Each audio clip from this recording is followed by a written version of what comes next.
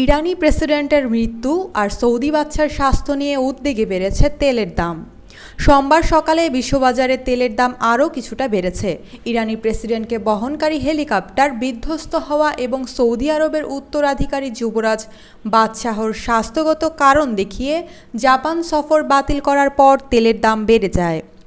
বার্তা সংস্থা রয়টার্সের সংবাদে বলা হয়েছে, আজ বিশ্ববাজারে ব্রেন্ট ক্রুড তেলের দাম ৩২ সেন্ট বা ০.৪% বেড়ে ব্যারেল প্রতি $৮৪.৩০ উঠেছে।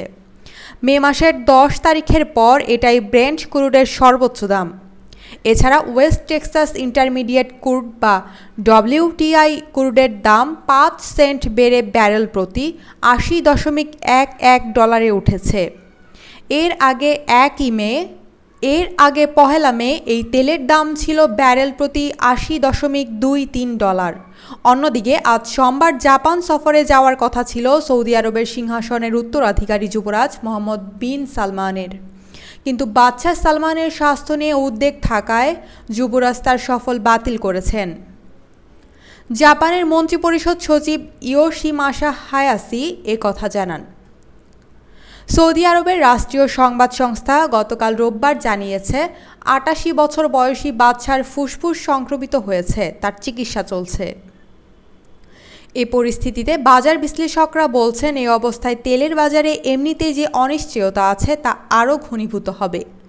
গবেষণা প্রতিষ্ঠান IG মার্কেটসের বিশ্লেষক টনি সিকামোর রয়টার্সকে বলেন, WTI ক্রুডের দাম বেড়ে যাওয়ার যথেষ্ট কারণ আছে, শুধু ইরানি প্রেসিডেন্টের দুর্ঘটনা ও সৌদি বাদশার স্বাস্থ্যগত কারণে নয়। চীন আবাসন খাতকে টেনে তুলতে গত সপ্তাহে যে প্রাণোদনা ঘোষণা করেছে তার প্রভাবে তেলের দাম ঊর্ধ্বমুখী হতে পারে। চীন বিশ্বের বৃহত্তম তেল আমদানিকারক। এই দেশের চাহিদার উপর বিশ্ববাজারে তেলের দাম অনেকাংশে নির্ভর করে।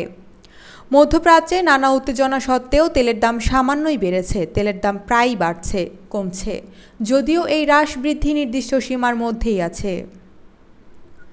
এর অর্থ হলো বাজার স্থিতিশীল আছে। আগামী ১ জুন ওপেক ও সহযোগী দেশগুলোর বৈঠক হবে। তেলের উৎপাদনের বিষয়ে উৎপাদকেরা কী সিদ্ধান্ত নেয় তা দেখার জন্য বিশ্লেষকরা এখন সেই বৈঠকের দিকে তাকিয়ে আছেন। ওপেকের সমন্বয় করার সক্ষমতা থাকায় ভূরাজনৈতিক উত্তেজনা যতই থাক না কেন তেলের বাজার অস্থিতিশীল হচ্ছে না। বিশ্লেষকরা মনে করছেন, সৌদি বাদশার স্বাস্থ্যগত সংকট থাকলেও তেলের বাজারে দেশটির নেতৃত্ব স্থানীয় ভূমিকায় ধারাবাহিকতা থাকবে। সম্প্রতি তেলের দাম পড়ে যাওয়ার সুযোগে বিপুল পরিমাণ তেল কিনে কৌশলগত মজুদ ভরিয়ে ফেলছে মার্কিন সরকার। দেশটিতে মূল্যস্ফীতির হার এপ্রিল মাসে কিছুটা কমেছে, ফলে আবারও নীতি সুদ হার হ্রাসের আশা তৈরি হয়েছে বিনিয়োগকারীদের মধ্যে।